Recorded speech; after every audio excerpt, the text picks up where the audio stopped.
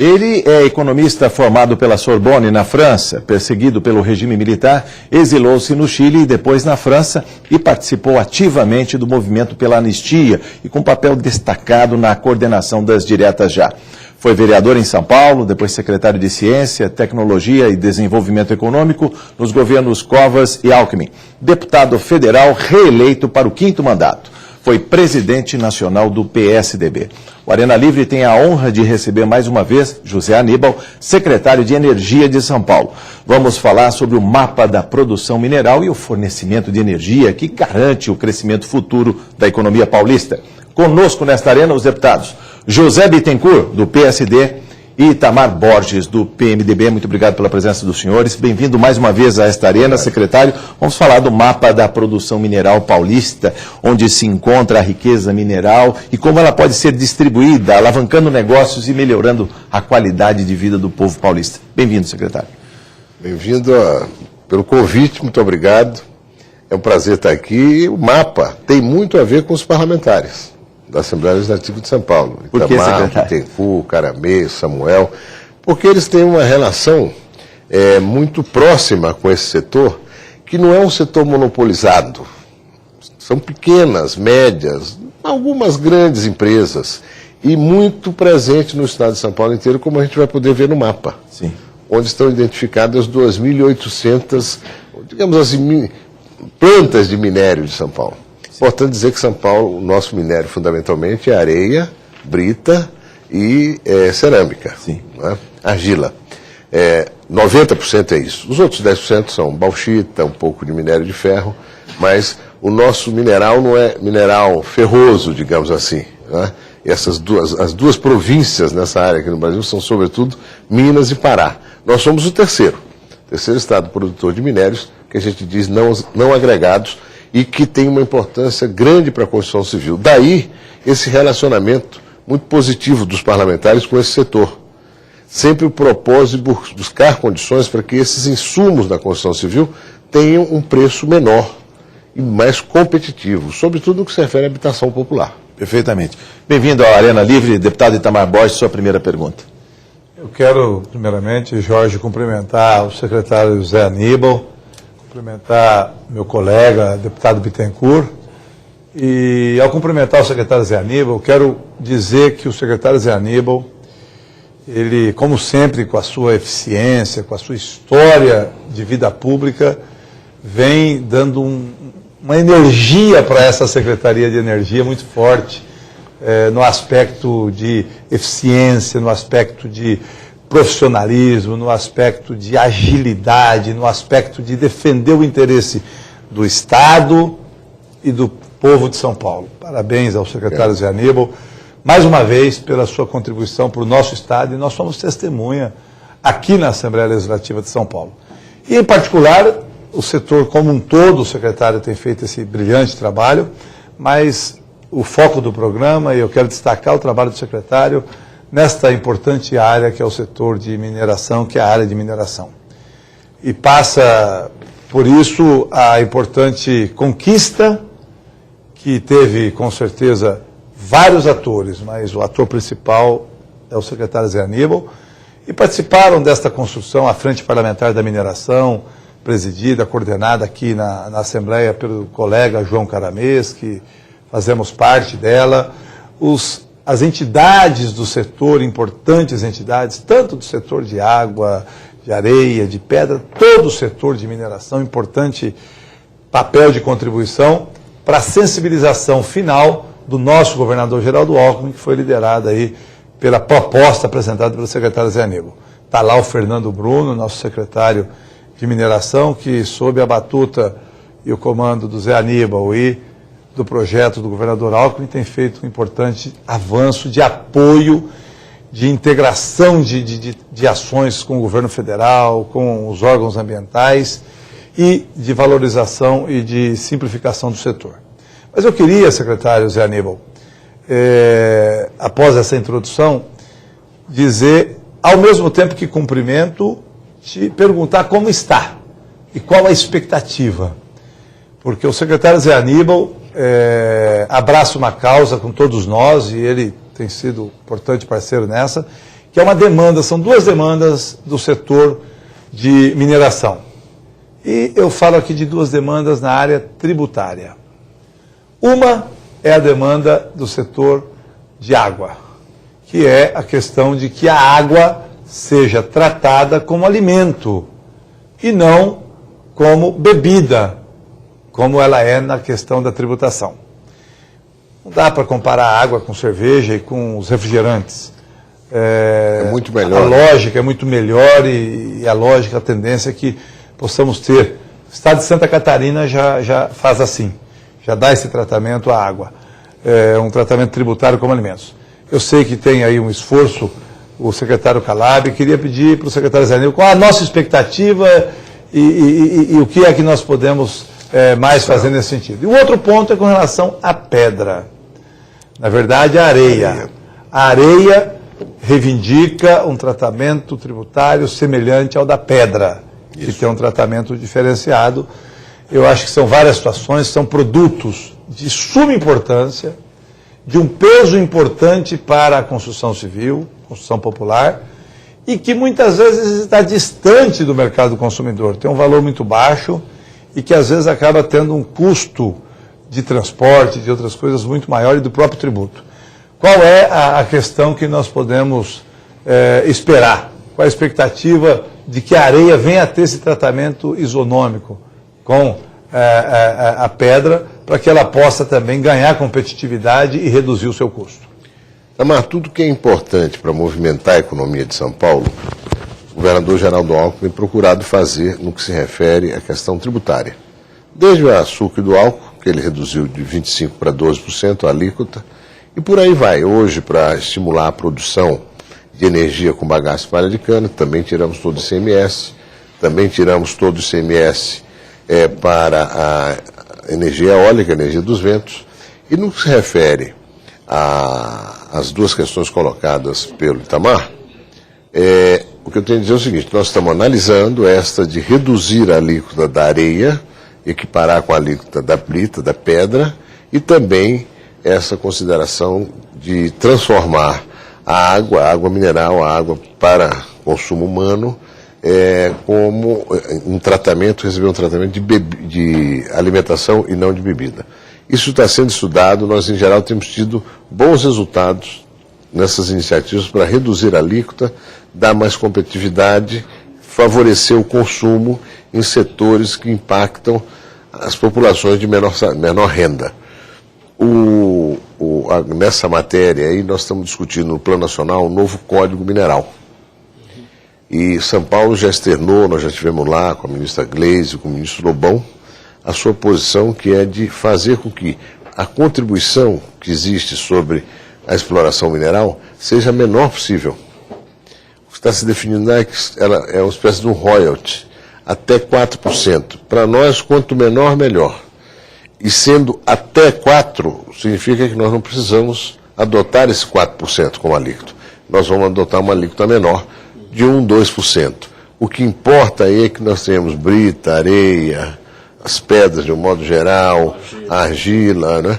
Em quantidade, o calcário, em quantidade e preço que estimulem a construção, especialmente a construção de habitação. Sua pergunta, deputado José Bittencourt. Primeiro, agradecer a presença, mais uma vez, do ilustre secretário José Aníbal, um homem público de extrema grandeza, contribuiu tremendamente para o processo de redemocratização neste país e que tem atuado sempre primando e debaixo do interesse social, do interesse da população. Fale um pouco sobre, secretário, como foi a construção deste mapeamento da mineração aqui no estado de São Paulo. Olha, Bittencourt, foi a pedra de toque para um conjunto de outras políticas e iniciativas que estamos tendo com relação ao setor. Nós vamos fazer depois um mapa do consumo. Esse é o da produção. Sim, sim. Imagino até que o Jorge tem um exemplar ali, depois ele pode até abrir, identificando. Isso é muito bom para dar base os levantamentos subsequentes que queremos fazer, com indicações firmes, para termos, então, mais agilidade nos processos, termos mais resultado na compatibilidade entre a exploração mineral e a sustentabilidade. o setor sempre teve uma preocupação com isso, sobretudo meio defensiva. Aí está o mapa, secretário, já vamos mostrar aí, inclusive está em destaque ali a hidrovia Tietê-Paraná, que pode carregar essas riquezas. Aliás, então o senhor responde para o deputado Itamar Borges sobre a questão do papel da hidrovia e a mineração. Isso. Mas era importante mostrar Sem dúvida. como que pode chegar ligar a produção e o consumo. Produção e consumo e fazer isso com sustentabilidade e preço competitivo. Nós vamos falar ainda aqui hoje do Plano Estadual de Energia, Plano Paulista de Energia, projetado em 2020, onde nós queremos ampliar a faixa de energias renováveis. A energia não é só a eletricidade, são todas as outras formas de energia que implicam em movimentar os modais do Brasil, os caminhões, os trens, os barcos. E nesse aspecto nós estamos fazendo um investimento forte em modais. O governo de São Paulo está investindo R$1,5 bilhão em alargamento da hidrovia Tietê-Paraná e também na extensão, na modernização para ampliar o tráfego por barcaça, de açúcar, álcool, etc, etc. Enfim, e de argila, e de pedra, e de areia, como é feito nos grandes países. Agora, secretário, é importante notar qual foi a experiência vivida pela secretaria, pelo senhor, seus técnicos, em estarem in loco, fazendo esse levantamento para a construção desse mapeamento em relação à questão ambiental.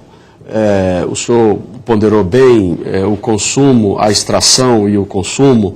Tem a questão também, a preocupação da sustentabilidade, que está nesse norte. Mas o que é que se detectou? Tem passivo ambiental? Porque a gente anda por aí e há um reclamo tremendo nessa questão da exploração de minérios aqui em São Paulo.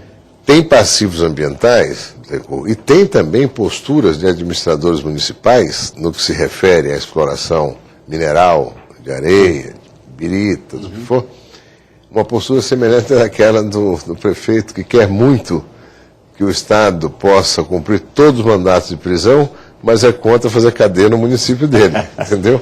Então tem prefeitos que são contra a exploração mineral e, no entanto, eles precisam de areia, de brita, de argila, etc, etc. Por isso, esse esforço combinado de dar mais segurança, tranquilidade, é possível fazer uma exploração racional, sustentável, desses recursos que são imprescindíveis. E depois fazer as compensações. É a questão de regulamentar isso. Né? É o em que nós estamos trabalhando, inclusive com boa sintonia com o Departamento Nacional de Pesquisa Mineral, com o qual nós já firmamos protocolos aqui em São Paulo, que foram muito prestigiados, com o IPT, que tem colaborado nisso. Eu acho que São Paulo está saindo na frente, é um pouco de referência. Não é à toa que, embora a gente seja o terceiro maior produtor de minérios do Brasil, e fundamentalmente não minerais, foi feito em São Paulo agora, 3, 4 semanas atrás, um workshop, uma reunião, que vieram 17 e 18 estados para discutir o novo Código Mineral. Foi a primeira vez que um estado, nesse processo todo, tomou essa iniciativa e conseguiu trazer gente de Minas, do Pará, do Amazonas, do Paraná, de todo lugar do Rio de Janeiro, vieram porque esse projeto de Código Mineral, ele já está com quase 400 emendas. E ele estava com urgência urgentíssima. E você não consegue trabalhar sobre 400 emendas num processo de urgência urgentíssima. Então nós estamos pedindo. E na prática já alterou isso, retirar a urgência urgentíssima, para que se converse mais e se chegue a um resultado melhor. Se desburocratize um pouco mais e se crie uma condição para que os estados, entes federativos, tenham um papel mais importante na definição das políticas. Eles estão querendo fazer no setor mineral exatamente como está no setor elétrico. Como é que é? Você tem um Conselho Nacional. Muito bem, esse Conselho Nacional tem 6 representantes do governo federal e 1 representante dos estados. Resultado, os estados sempre estão inferiorizados.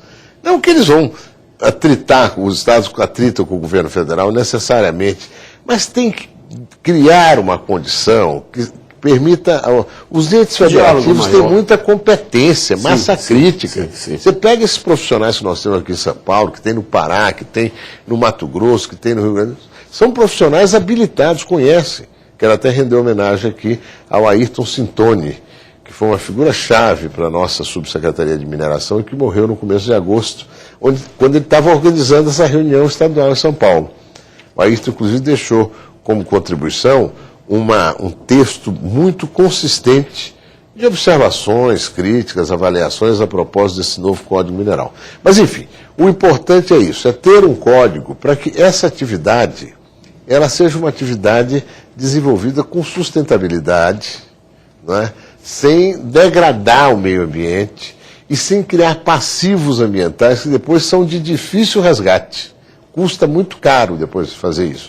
O setor está consciente disso e sabe que o melhor mesmo é que a gente chegue a um resultado de sustentabilidade plena na extração mineral em São Paulo. Por falar em extração mineral, o mapa mostra algumas áreas de prospecção em Minas nos limites, lá junto ao Rio Paraná, ao Rio Tietê. Eu tenho aqui a cidade de Castilho, Andradina, e posso ver alguma coisa lá também para a região do Itamar Borges, né? Santa Fé do Sul. Mas eu queria que o senhor falasse um pouco também, e eu vou pedir para responder a pergunta do deputado Itamar Borges, que se ausenta deste programa em função de compromissos no Palácio dos Bandeirantes, mas ele deixou uma pergunta para o senhor sobre a questão do uso da hidrovia. Hoje a gente recebe nas grandes regiões metropolitanas, São Paulo, Campinas, Baixada Santista, uma areia que vem do Vale do Paraíba, que vem até de Bofete. Imagina o impacto disso no trânsito, os caminhões, de registro também. Mas é possível... Só um parênteses, já sabe quantas carretas por dia de areia, São Paulo? Quantas carretas? 1.000 carretas por dia. Imagina 1.000, uma fila com 1.000 carretas. É o que entra o em São impacto Paulo, disso, inclusive, com a emissão nas rodovias, carro, as emissões trânsito, de gases poluentes e tudo mais. Quer dizer, é possível se usar mais a hidrovia, inclusive até para baixar ferrovia, o frete. Mas a ferrovia e a hidrovia. Mas vamos à pergunta do deputado Itamar Borges sobre a hidrovia Tietê-Paraná. Nós ouvimos aqui importantes colocações sobre a questão de mineração, o setor de mineração no estado de São Paulo. E nós sabemos que no extremo noroeste do estado de São Paulo temos importantes fontes de riquezas, tanto de argila como de areia, pedra, que são importantes produtos que muitas vezes carecem nos grandes centros e precisa, secretário, chegar até os grandes centros. Só que o custo do transporte, como são produtos de baixo custo, o custo do transporte acaba gerando um preço muito alto. A minha pergunta é, além desse trabalho que a Secretaria dos Transportes está fazendo com relação à hidrovia, as eclusas, a melhoria das eclusas, a passagem das pontes, a ampliação e também abrir os calados dos rios, enfim, tudo isso que vem sendo feito, tem um estudo da Secretaria para que o mercado consumidor dos grandes centros possam receber esses produtos lá do extremo do estado de São Paulo, através dessa viabilização do transporte hidroviário? Tamar, foi por isso que a gente fez isso aqui, ó, o Plano Paulista de Energia. Eu já mencionei aqui, nós queremos que a matriz energética de São Paulo, que hoje é a mais limpa, provavelmente do mundo, considerando o território que São Paulo tem e a densidade econômica desse território.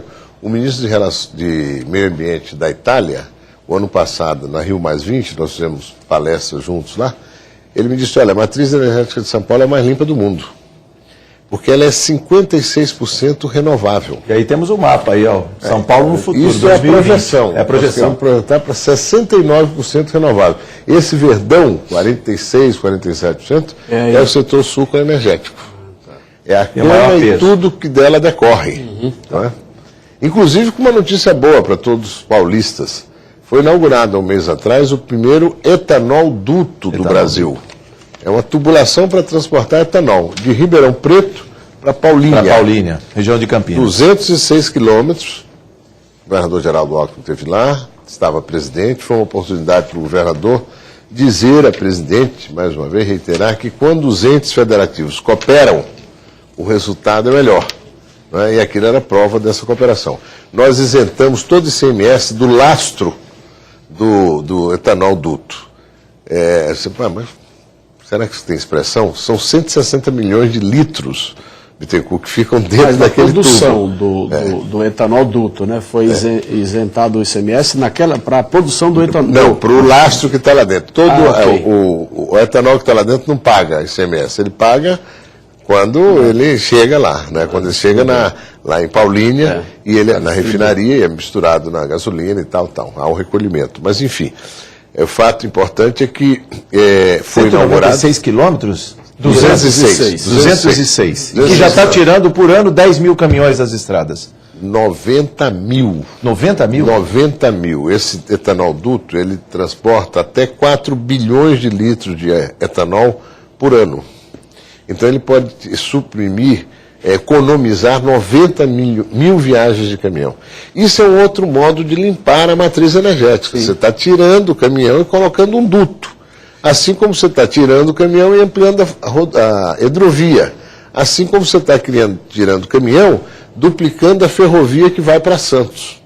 A duplicação da ferrovia para Santos está fazendo com que o básico da exportação de açúcar de São Paulo, e São Paulo é o maior exportador de açúcar do mundo, chegue a Santos de trem.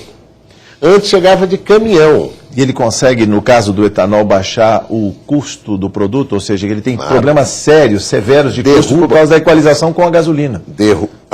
Não tenha dúvida. O problema é que... Aí, Jorge, aí você colocou uma questão mais de fundo aí no que se refere à política do governo com relação a petróleo, derivados, Petrobras, etc. A Petrobras está comprando gasolina por um preço no exterior e vendendo mais barato aqui dentro.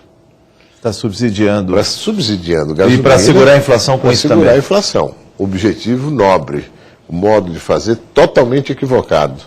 Quase leva à insolvência o setor sucroenergético, que é um setor altamente dinâmico, emprega centenas de milhares de pessoas. 60% desse setor está no estado de São Paulo. Tudo que esse setor usa de maquinário, no processo de moagem, produção do açúcar e do álcool, no processo de cogeração de energia, no processo de desenvolvimento de novas tecnologias, é feito aqui no Brasil, basicamente em São Paulo. Sertãozinho, Piracicaba, Pindamonhangaba, etc. Mobilizando técnicos, pesquisas, profissionais. E tecnologia nossa, conquista brasileira. O etanol duto tem uma previsão de quando vai ficar pronto? Porque ele todo vai ter 1.300 quilômetros e vai transportar 21 bilhões. 21 bilhões de litros de etanol. Esse mais do que nós produzimos hoje.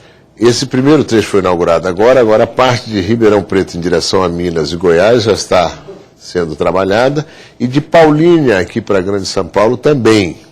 A ideia é trazer de Paulínia até onde ali em Osasco, depois dar a volta em São Paulo e levar para São Paulo. Vamos sonhar, secretário, se nós tivéssemos uma produção mais do que suficiente para abastecer o mercado nacional de Paulínia até São Sebastião, já existem dutos. A gente poderia exportar etanol por São Sebastião. Claro que pode. E não seja por falta de consumidores mundo afora. E olha, o nosso etanol é muito melhor que o etanol americano. É o melhor do mundo. O nosso é considerado premium. O americano é derivado do milho, né? Derivado do milho. O nosso é derivado da cana. Da cana. Né? Então, para o telespectador entender, a ideia é limpar a matriz. Também você pode adquirir maior competitividade em todas as áreas, limpando a matriz. Você consegue, com esses novos modais, reduzir preços de frete. Você consegue, com uma política adequada com relação à gasolina, ampliar a participação do etanol na matriz energética. Você consegue também estimular aí o aproveitamento do açúcar, da vinhaça, como matéria-prima, como base para desenvolvimento de novos produtos. Por exemplo, há já uma planta em São Paulo, na região de Rio Preto, usando algas que se alimentam de açúcar, que crescem, que depois são submetidas a um processo de esmagamento e geram um óleo que é muito usado na indústria de cosméticos. O Brasil importa 100 mil toneladas desse óleo, essa indústria está dimensionada para produzir 300 mil. Quer dizer, o Brasil vai passar a ser exportador. Sim. E essa alga se alimenta do açúcar. No próximo bloco, vamos falar mais do mapa da mineração e do Plano Paulista de Energia 2020. Voltamos em instantes.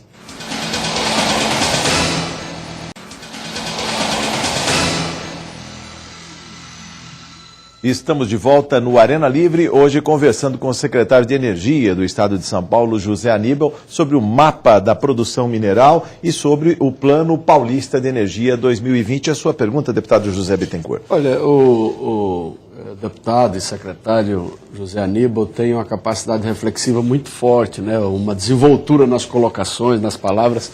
Ele agora há pouco estava falando algo que me chamou a atenção quanto à cooperação da União e do Estado de São Paulo e dos estados, os entes federados de um modo geral, cada um dentro das suas atribuições e das suas competências. Como resultado disso, vimos esta obra tão tremenda aí para... o etanolduto. O etanolduto, essa obra tão tremenda aqui para o meio ambiente em São Paulo, de um modo geral, e para toda a competitividade, a capacidade econômica do Estado de São Paulo. Secretário, o que o senhor pode falar, aprofundar mais essa reflexão, em termos de ação mesmo conjunta dos entes da federação, trazendo resultado para a população? E uma outra coisa nessa esteira, o senhor tem declarado que é preciso discutir em São Paulo fontes de energia por região, fazer esses levantamentos. O que o senhor acha dessas reflexões? Olha, eu acho que elas estão ganhando terreno. O próprio governo federal fez um leilão agora em agosto, onde não chegou a ser um leilão por fonte, quer dizer, por origem da energia a ser produzida, nem regional. Mas avançou bastante em considerar, por exemplo, a biomassa como uma componente importante da geração de energia. Enfim, voltou a acenar com possibilidades no setor fotovoltaico, energia solar, para este ano ainda. Mas, de qualquer maneira, precisa evoluir mais. Está muito centralizado. O Brasil é um país enorme. Nós temos aqui em São Paulo hoje, o maior potencial de geração de energia nosso hoje é com bagaço e palha de cana. A nossa projeção é que de 5 mil megawatts que nós temos hoje, nós possamos chegar em 2020 com 13 mil megawatts. Uma Itaipu. Equivale a uma Itaipu. Uma Itaipu. E nós temos uma matéria-prima para isso, que é biomassa, palha e bagaço de cana. Nós temos os empreendedores, nós temos o consumo. Nós não precisamos fazer linhão para levar essa energia para fora de São Paulo, ela será toda consumida aqui. E, no entanto, o governo, a sensibilidade, o governo federal ainda é precária. Prefere leiloar, por exemplo, eólica, que é muito importante para a energia dos ventos. 72% desses equipamentos são feitos em São Paulo. O governador Alckmin prorrogou até 2020 total isenção de ICMS. E esses parques eólicos estão sendo feitos em Ceará, Rio Grande do Norte e Bahia. Ficaram prontos, vários deles, com produção possível de mais de 1.000 megawatts de energia. Só um detalhe, a empresa do governo federal que ficou de fazer a linha para transmitir não fez. A Chesf. A Chesf. Então, qual é a situação? O senhor e a senhora que estão nos ouvindo, para quem nos ouve ver, é que nós estamos pagando essa energia. Porque se você faz o investimento, ele contrata entregar essa energia daqui a 2 anos, setembro de 2015. Ele, em 2015, entrega a energia, está aqui, está pronto. Se o governo federal, que é responsável pela organização do sistema, tem a linha para transmitir ou não tem, ele quer receber o dele, porque ele vendeu a energia, não é? Se ele não tivesse entregado nessa data, o governo federal ia cobrar dele, ia ter que pagar, ia ter que comprar energia no mercado e pagar. São Paulo não participou desse último leilão de eólica. Tem potencial eólico aqui em São Paulo também, principalmente em áreas isoladas, onde não compensa, por exemplo, construir linhões e levar essa energia, secretário? Olha, no que se refere à eólica, com a tecnologia disponível hoje, porque a tecnologia vai avançando. Sim. E com menos vento você consegue gerar. Mas hoje, com uma velocidade de 6, 7 km por segundo, São Paulo tem algumas regiões, nós levantamos isso no Atlas Eólico de São Paulo, né? E está pronto desde o final do ano passado. Nós temos boas possibilidades de Piedade e Sorocaba, depois aqui subindo em direção Jundiaí e Campinas, depois São Carlos, depois Bauru, Jaú. E aí já tem linhão, inclusive, em Bauru, a distribuição... Ali você vai gerar e consumir. Imagina, qualquer energia que você produzir na região de Sorocaba, Votorantim, Piedade, você consome ali. Qualquer coisa que você produzir em Jundiaí, Campinas, idem. São Carlos, idem. São grandes centros. Eles são grandes centros consumidores. É só você puxar o fio e colocar na rede. Enfim, estou simplificando, mas é isso. O governo tem que considerar no leilão que a gente fala de externalidades. A energia da biomassa está R$10 mais cara por megawatt-hora do que a energia da eólica.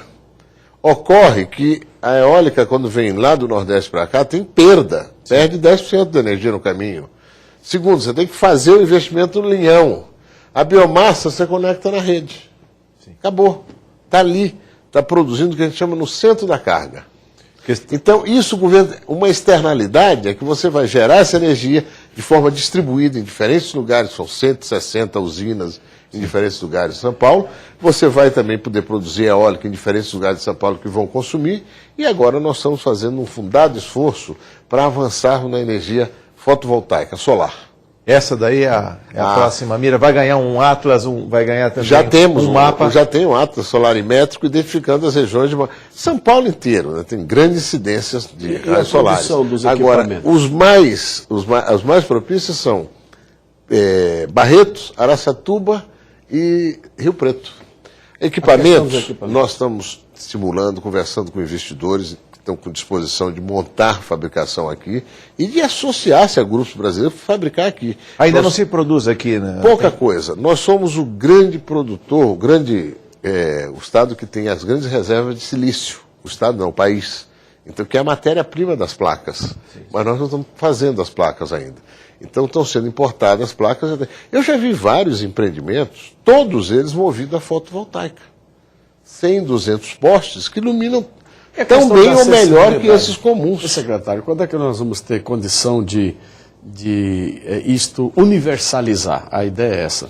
Universalizar, que o cidadão e a cidadã, não só grandes empresas ou... possam ter acesso a isso. Exatamente. A questão como na Alemanha, Casa é Minha Vida. Como na Alemanha. Sim. A Alemanha você já tem hoje centenas de milhares de residências com painéis solares para geração de energia. Desde a planta já Alemanha. Exige-se. O que acontece aí, Bittencourt? A pessoa capta aquela energia, consome aquela energia, se tiver um excedente, joga na rede. E tem o relógio Smart Grid, que você falou, o relógio inteligente. Olha aqui, pessoal, é como se fosse um celular, tão esperto quanto o celular. Aí ele marca, se ele usou energia, no outro dia de manhã cedo tem um excedentezinho, ele está saindo para o trabalho, automaticamente ele programa, aquele excedentezinho vai para a rede. À noite ele chega, a bateria já captou durante o dia e ele usa aquela energia. Olha, na Alemanha, quem falou isso há pouco tempo atrás, foi um amigo meu, foi o André Trigueiro, que esteve lá e ficou encantado que os alemães recebendo conta de luz positiva. Recebendo com dinheiro crédito da distribuidora. E aí você se estimula a captação. Ele é um produtor de energia. Pois é. Eu falei da questão do Minha Casa Minha Vida, mas do aquecimento de água, ou seja, isso também tem um peso. A troca do chuveiro elétrico ajuda muito. Pela energia solar. A energia do sol, você pode usá-la para esquentar, né? Ou você pode usá-la para fazer... refrigeração. Está muito vinculado à questão da eficiência energética, né? Muito. O consumo, né? Consumo eficiente, consumo inteligente. Tudo isso nós estamos evoluindo. Eu acho, Bittencourt, que nessa década o Brasil vai dar um salto nessa matéria. Embora o governo federal está devendo planejamento, está devendo iniciativa, está muito moroso, eu acho que o setor privado, os empreendedores, os estados, tem muita iniciativa. No Ceará está se fazendo muita coisa, tem muita gente pesquisando. No Ceará estão... eu vi outro dia uma combinação de eólica, quer dizer, é quase que um aviãozinho pequeno, assim, que eles fizeram uma pá lá, combinando com a fotovoltaica, gerando energia para poste. A um preço menor, né? Porque a placa é menor, a placa de captação fotovoltaica, porque tem um aviãozinho gerando também. Então, é a engenhosidade do Brasil. Acho que nós vamos caminhar nessa direção. As nossas fontes de energia hidroelétricas, as fontes hídricas, elas estão reduzindo. Vamos agradecer a natureza. Nós já temos 80% da energia que nós consumimos é energia que vem das hidrelétricas. E ainda tem um bom potencial, mas não é tão expressivo quanto aquele que nós construímos ao longo desses 30, 40 anos. Não pode ser. Não é perene. Exatamente. Nós temos, então, que criar alternativas.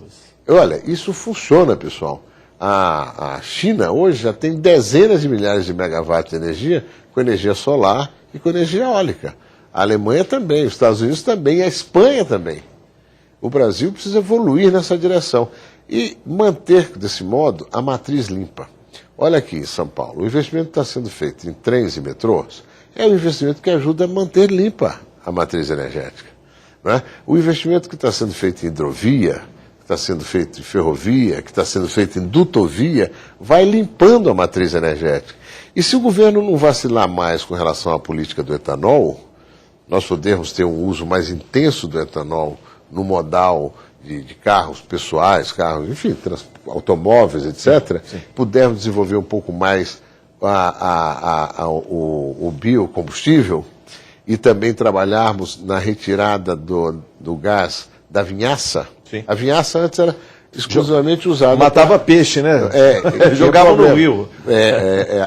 Atacava um pouco o lençol freático. Pois bem, agora você tira esse gás da vinhaça, esse gás purifica a vinhaça. Você pode usar a vinhaça à vontade lá nos canaviais, tal, como fertilizante, e esse gás que purifica a vinhaça, ele é purificado por sua vez e pode ser colocado na rede, no duto, para ser gás de cozinha. Quer dizer, as evoluções, elas estão ocorrendo. Eu acho que o governo federal podia estar um pouco mais presente nisso aí e colaborando mais, no sentido de, por exemplo, nesse caso da Petrobras, a Petrobras não está aguentando isso. É um subsídio inaceitável. Nós estamos dando dinheiro para quem? Justo agora que ela está completando 60 anos e precisando de muito capital. Pois é, a empresa não pode... Ela está perdendo 900 milhões de reais só pelo fato de estar subsidiando gasolina. Não faz o menor sentido isso. Corta esse subsídio, quer dizer, deixa o preço da gasolina chegar a ter equivalência, pelo menos, com aquele que a Petrobras paga, né, o preço que ela paga para comprar lá fora. Voltando ao capítulo mineração, a pergunta do deputado Itamar Borges, do PMDB. Vamos ouvi-lo.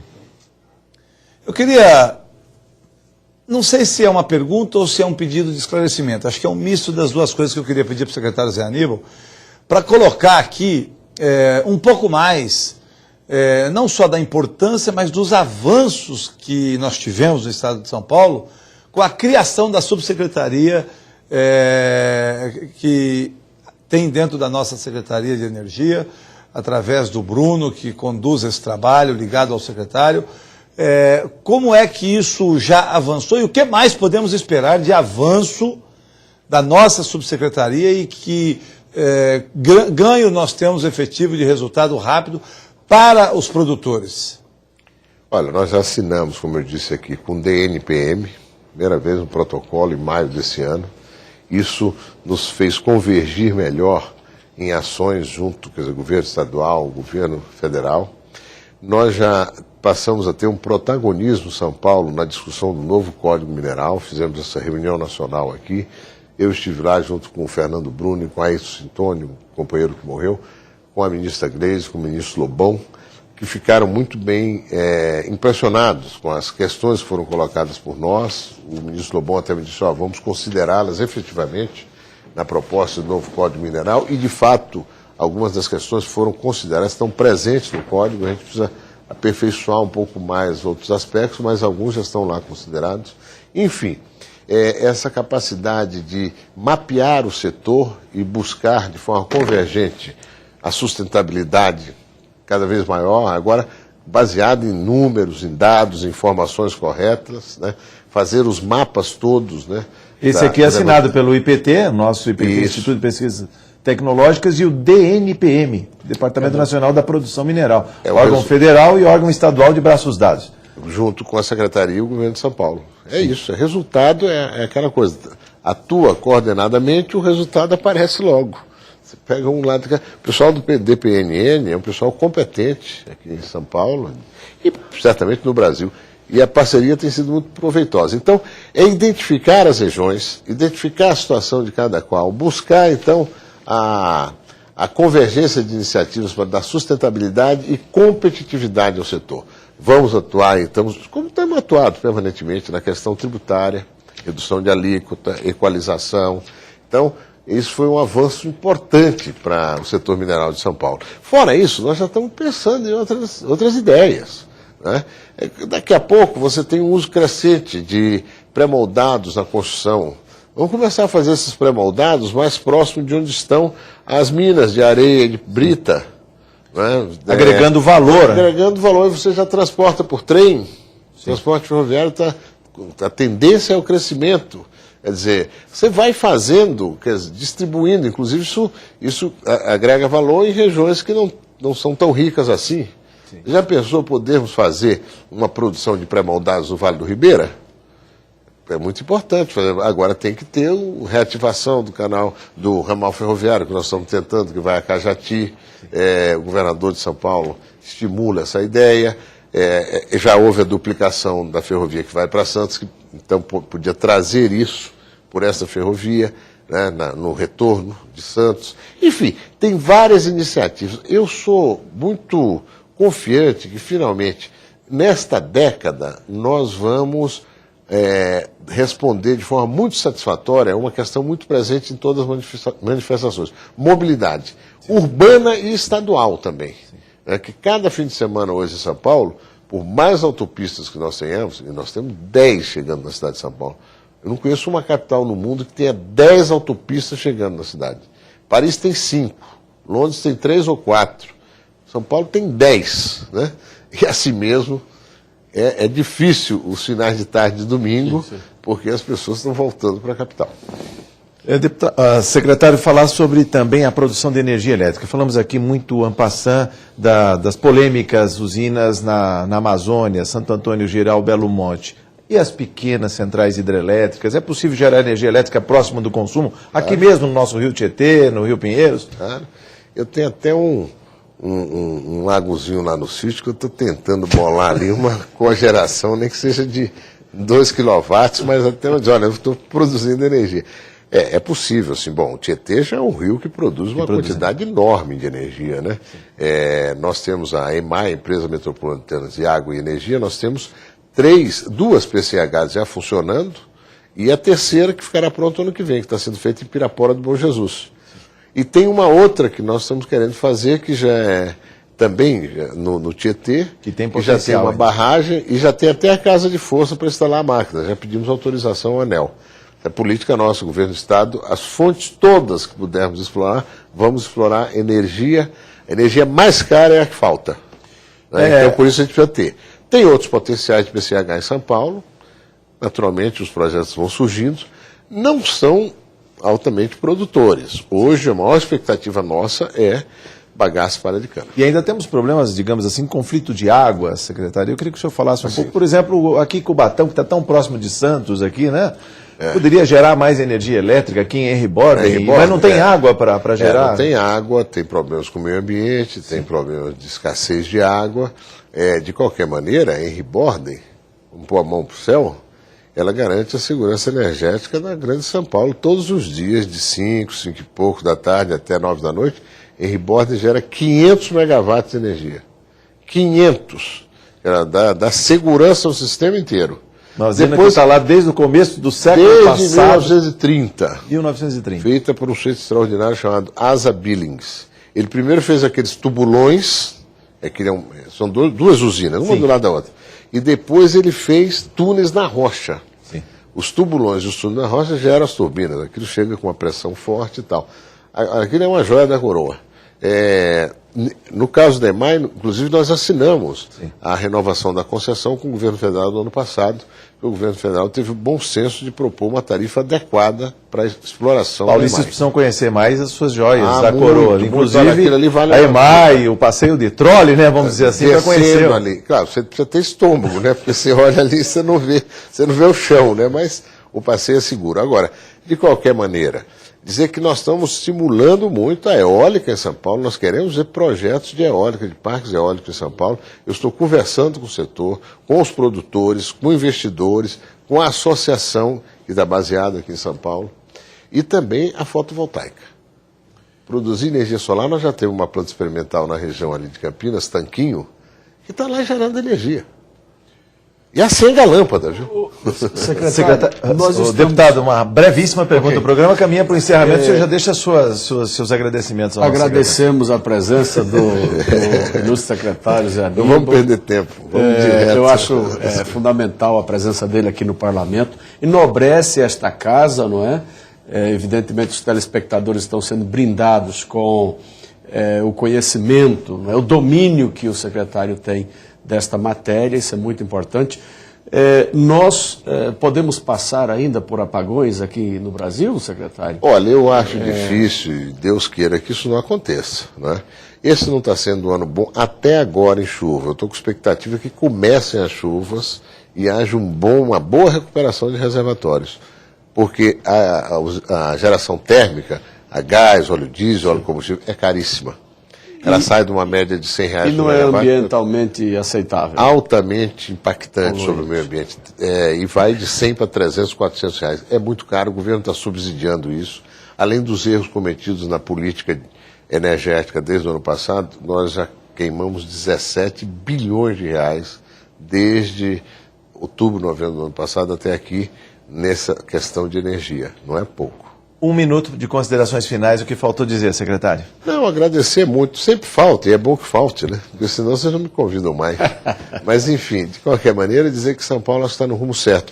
O ministro Lobão, a quem eu entreguei esse plano, e todas as autoridades dele, disseram, olha, isso aqui é uma referência para o Brasil. Não é um plano perfeito, mas nós envolvemos a inteligência de São Paulo, as universidades, as 3 federações empresariais, indústria, comércio e agricultura, envolvemos os parlamentares, tem representação de parlamentar da Assembleia, tem representação do parlamentar federal, enfim, notório saber, gente de diferentes filiações políticas. Não tem, isso aqui foi um trabalho técnico com vista a contribuir para que São Paulo ofereça, como ofereceu, um horizonte para a geração de energia no Estado e para a energia de um modo geral no Brasil. Ponto final, críticas, sugestões, comentários pelo endereço eletrônico arenalivre@al.sp.gov.br. Secretário, muito obrigado por sua entrevista. Volte mais vezes, traga sempre toda essa energia. Muito obrigado. Obrigado também à presença do deputado. Muito obrigado por sua audiência. Até o próximo Arena Livre. Eu espero você.